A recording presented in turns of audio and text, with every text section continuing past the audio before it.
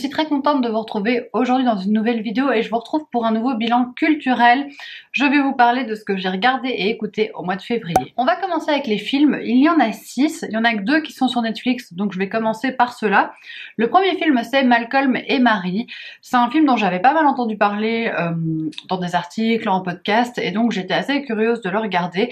Parce que c'est un film assez atypique. Je pense qu'il a été tourné pendant le premier confinement, donc avec seulement 2 acteurs et une équipe technique assez restreinte. C'est un film qui repose sur un face-à-face entre un homme et une femme. C'est un film en noir et blanc, donc il y a pas mal d'aspects un petit peu particuliers quand même dans ce long métrage. En fait, cet homme et cette femme sont en couple et on les suit suite à une projection. L'homme est réalisateur, il a présenté son dernier film qui a eu beaucoup de succès auprès de la critique et après la projection, il a remercié tout un tas de personnes et il a oublié de remercier sa compagne. Elle n'a rien dit sur le coup, mais quand il rentre à la maison, elle lui en veut beaucoup et ils vont commencer à se disputer. Et en fait, c'est ça le principe du film. C'est un couple qui se dispute. Les grandes forces de ce film, c'est vraiment les 2 acteurs principaux qui portent le film. Enfin d'ailleurs, il n'y a que dans leur maison. Donc si les acteurs ne sont pas bons dans ce genre de film, ça marche vraiment pas du tout. Ici, ça fonctionne bien. Et j'ai beaucoup aimé aussi l'écriture parce que c'est extrêmement plausible, extrêmement crédible. Je pense que n'importe qui a déjà vécu en couple peut se reconnaître dans les scènes qui nous sont présentées parce qu'il y a plein de choses de leur relation qui vont ressortir. Et en fait, c'est vraiment le soir où ils mettent tout à plat. Malheureusement, j'ai pas adoré le film pour une raison, c'est que j'ai trouvé ça beaucoup trop long. Le film fait 1h45, donc pendant 1h45, vous êtes avec ce couple dans une maison, ce couple qui se dispute, et c'est à peu près tout. Il n'y a rien d'autre.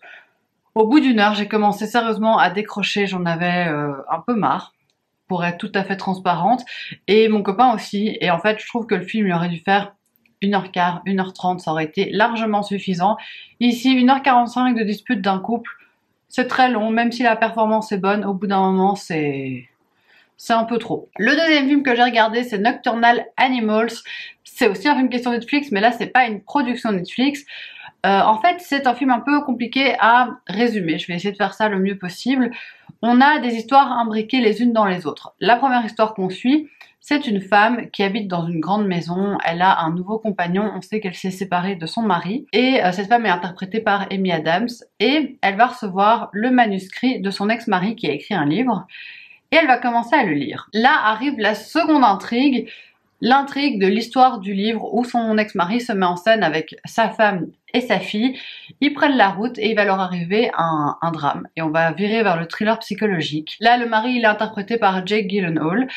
Et en fait, c'est ça qui est assez particulier, c'est qu'on a des intrigues à tiroir. Donc on a cette intrigue principale qui concerne en fait l'histoire du roman. Et puis on a des intrigues autour, mais qui sont vraiment ultra confuse. Moi, je n'ai vraiment pas bien compris ce film. Quand je l'ai terminé, j'ai dû aller voir des théories sur internet parce qu'il y avait plein de choses que j'avais pas comprises.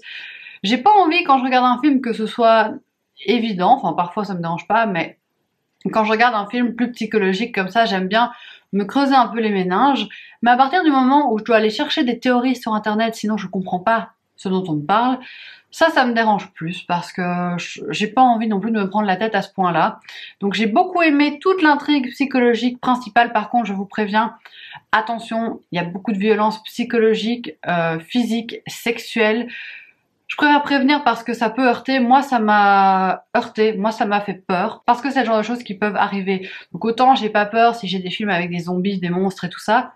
Autant ce genre de film-là, ça me fait peur parce que ça me fait beaucoup réfléchir et parce que je me dis, ça peut arriver. Donc toute cette partie-là, j'ai vraiment bien aimé, mais alors tout ce qu'il y avait autour, j'ai trouvé ça hyper confus. Il y a plein de messages cachés et en fait, si j'avais pas été voir sur internet, la plupart de ces messages m'auraient complètement échappé et je trouve ça dommage en fait. Ils auraient peut-être mieux fait de faire juste l'intrigue principale du thriller psychologique après. Ça, c'est mon point de vue. C'est un assez bon film, mais un peu brouillon à mon sens et pas assez explicite. On va maintenant passer aux films qui ne sont pas sur Netflix que j'ai regardé.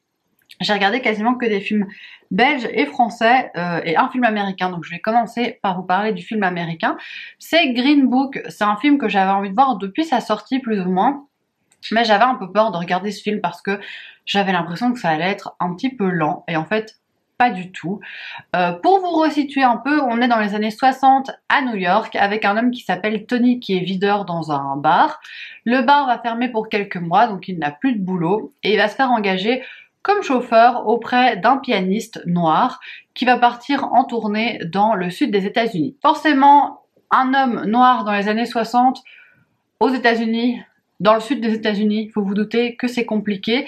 Si cet homme n'a pas une vie horrible à New York, bien qu'il subisse évidemment le racisme ordinaire, il a quand même le droit de se rendre dans les endroits qu'il veut, de rencontrer les gens qu'il veut, de faire ce qu'il veut. Il va partir dans le sud avec son chauffeur et on va voir que les mentalités vont changer et que le racisme va se faire de plus en plus présent et de plus en plus rude. Ce film, c'est une histoire de rencontre, c'est une histoire d'amitié entre deux hommes qui n'ont rien à voir parce qu'on va suivre ce chauffeur qui est un homme très rustre, pas du tout raffiné, qui dit tout ce qu'il pense, qui a parfois des idées un peu arrêtées. Et on a ce pianiste qui est un homme, au contraire, très cultivé, très minutieux. Enfin, ils n'ont rien en commun de prime abord. Et ça va former une relation très forte entre deux hommes que tout oppose, mais que la vie a réuni. C'est un film qui dénonce plein de choses, surtout le racisme. On est face à des scènes qui sont révoltante. Les deux acteurs sont impeccables.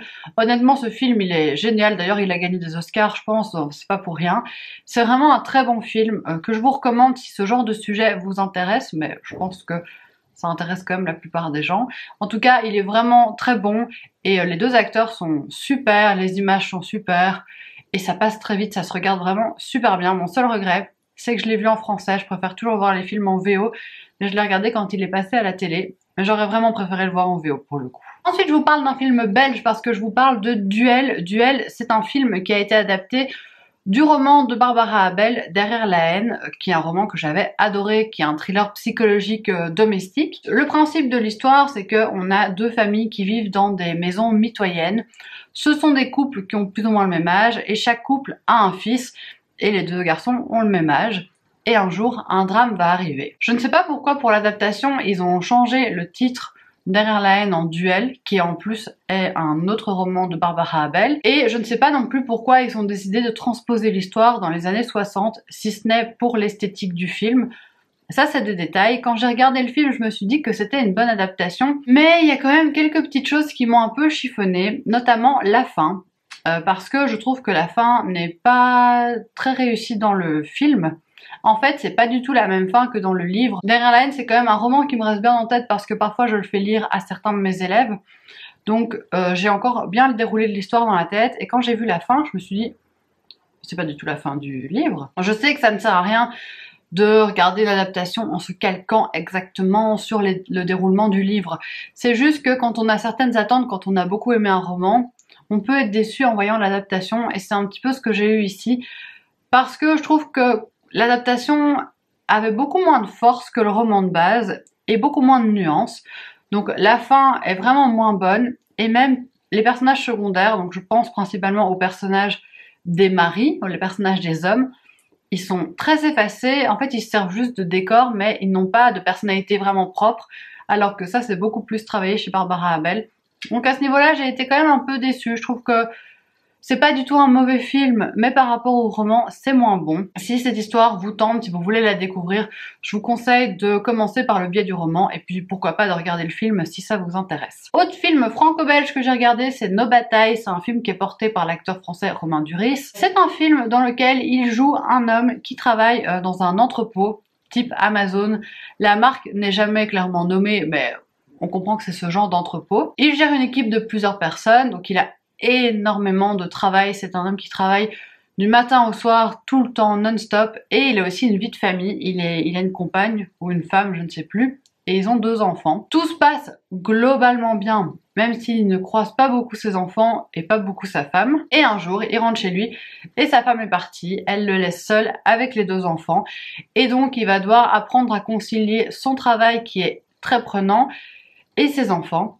Et il va se prendre une vraie claque dans la figure. Donc c'est un film qui est aussi bien familial, parce que c'est la question de ressouder les liens avec ses proches, que social, parce qu'on nous dénonce ce monde du travail complètement inhumain, avec cet homme qui travaille comme un chien pour presque aucune reconnaissance, qui a une pression de dingue sur les épaules parce que comme il est chef d'une équipe, parfois il est en lien avec les RH qui lui disent « Ah ben on va virer machin » et lui, il prend toute cette responsabilité sur ses épaules et il vit ça avec un stress permanent. C'est un film pas super joyeux, mais ce qui est assez bien fait, c'est que c'est traversé par quelques beaux moments qui apportent une touche de lumière.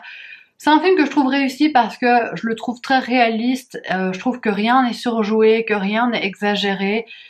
Et même si c'est pas forcément très positif, bah c'est un film que j'ai aimé regarder parce que j'ai l'impression qu'il m'a apporté quelque chose. Donc en ça, je trouve qu'il est vraiment réussi. Dernier film dont je vais vous parler, c'est un film français, c'est le film Première année. Je l'ai regardé parce que j'adore Vincent Lacoste et donc j'avais envie de regarder. Le principe, c'est très simple, on va suivre deux étudiants lors de leur première année en médecine. Il y en a un qui recommence son année, il avait réussi l'année passée mais à cause du numerus clausus, il peut pas passer en deuxième année parce qu'il devait être dans les 300 premiers et quelques et qu'il est juste un peu après, donc il ne passe pas. Et il y en a un qui commence médecine un peu par pression familiale, un peu comme ça par hasard, il est vraiment intelligent, mais il s'est laissé un peu porter là-dedans, c'est pas sa vocation. Et on va suivre déjà leur rencontre, leur amitié, surtout toute leur année de médecine où ils font que réviser, où il n'y a plus que ça dans leur vie. Ils prennent jamais un moment pour faire autre chose qu'étudier. Honnêtement, le courage qu'il faut pour faire médecine, enfin moi j'ai des amis qui ont fait médecine, j'ai toujours été admirative de leur travail. Moi, j'aurais jamais pu faire ça. Et vraiment, dans ce film, on voit à quel point cette première année en médecine est terrible pour les élèves parce que toute leur vie est entre parenthèses, il faut étudier. Et surtout en France, avec ce système du numerus clausus, je pense que c'est toujours d'actualité, le film il est très récent. Mais c'est terrible parce que tu peux avoir bien réussi des examens, et en fait tu passes pas en deuxième année quand même. Et ça explique aussi pourquoi il y a beaucoup de Français qui viennent faire leurs études de médecine en Belgique, parce que nous on n'a pas cette règle. Et je me dis c'est quand même un peu aberrant, parce que au pire on n'aura jamais trop de médecins. Donc pourquoi pas, si t'as bien réussi, vas-y. On est presque à la limite du documentaire parce qu'on suit vraiment ces jeunes au jour le jour. J'ai vraiment bien aimé les deux acteurs, je trouve qu'ils sont chouettes, qu'ils sont touchants, qu'ils sont crédibles. La seule chose que j'ai un peu moins aimé, c'est la fin qui, pour le coup, j'ai pas très bien comprise. Je trouve qu'elle a pas énormément de sens. Après, voilà, c'est un mini bémol, mais sinon j'ai passé un bon moment avec ce film. On va passer aux séries, ça va aller très très vite parce que j'en ai regardé que deux. Et une des deux, c'est la saison 6 de Gilmore Girls. Donc j'ai pas grand chose à vous en dire, c'est une série que je continue à regarder. J'ai bien aimé cette saison 6 honnêtement, même j'ai beaucoup aimé cette saison 6. Mais là je suis dans la saison 7 et parfois j'ai envie de m'arracher les cheveux, je me dis mais pourquoi vous me faites ça les scénaristes?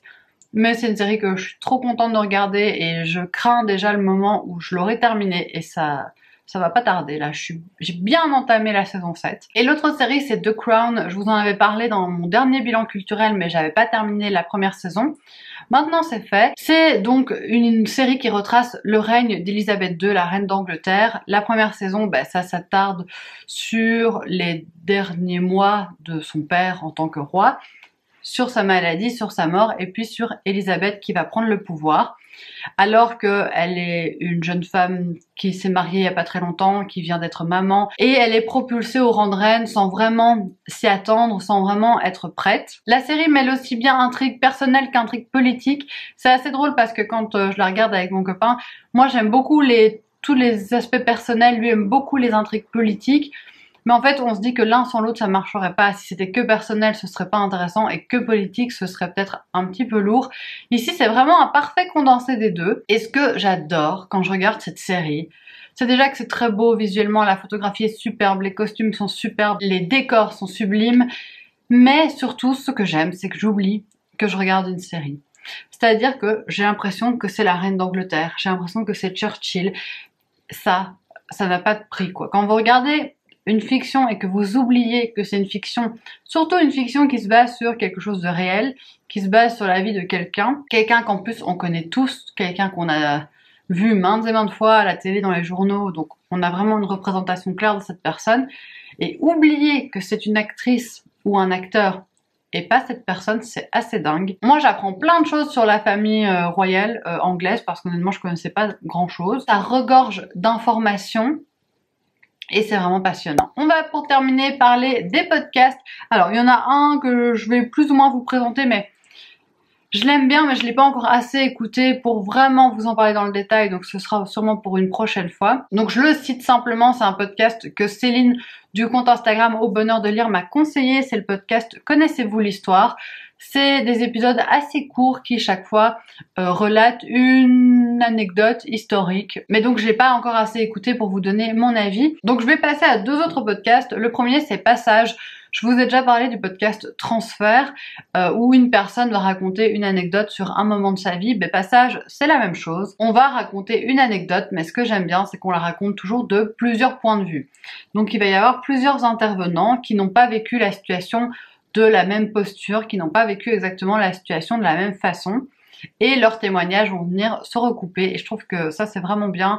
Et c'est intéressant parce que ça permet de voir qu'en fonction du point de vue de la personne, ben, l'histoire n'est pas la même. Et l'autre podcast, c'est le podcast Ami. Je l'avais vu dans une story de Flow & Books. C'est un podcast sur Friends. Donc vraiment, c'est pour les fans de Friends. Après, si vous n'avez jamais vu la série et que vous voulez la découvrir, vous pouvez aussi passer par ce biais, hein, pourquoi pas. En tout cas, le principe est super chouette parce qu'on a deux amis qui regardent Friends. Il y en a une qui regarde ça pour la première fois de sa vie. Donc elle a jamais regardé et elle regarde ça avec son amie qui est complètement fan et qui a déjà vu la série plusieurs fois. Et donc elles vont décortiquer les épisodes ensemble, elles vont, enfin celle qui n'a jamais vu va faire des pronostics, on va discuter de plein de choses, on va aussi discuter de tout ce qui a mal vieilli parce que Friends a beau être une série absolument géniale, il y a certaines choses qui ont très mal vieilli clairement, du style des blagues homophobes ou sexistes ou des choses comme ça.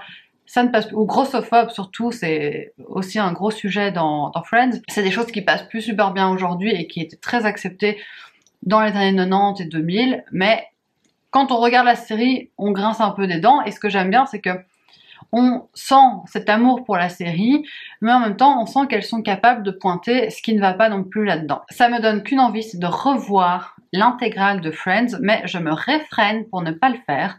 Pour l'instant, je tiens bon. Je me dis que ce que je ferais peut-être, c'est regarder quelques épisodes cultes, mais je ne veux pas tout me refaire pour la 4e fois là maintenant tout de suite parce que je sais que quand je commence, j'ai du mal à arrêter, j'ai du mal à regarder qu'un seul épisode et j'ai envie de les enchaîner. Et voilà, c'est tout pour cette vidéo. J'espère vraiment qu'elle vous aura plu. N'hésitez pas à me dire si vous avez vu un de ces films, une de ces séries, si vous avez écouté un de ces podcasts. N'hésitez pas non plus à me dire si vous avez des conseils à me faire. Surtout que je vais chercher une série pour quand j'aurai terminé Gilmore Girls. Donc n'hésitez pas, si vous avez une série à me conseiller qui soit drôle, légère, pas des épisodes trop longs. 40 minutes, c'est vraiment très bien comme format. 20 minutes, encore mieux. Donc n'hésitez pas si vous avez des conseils à me donner. Et moi je vous retrouve très bientôt dans une prochaine vidéo. Gros bisous!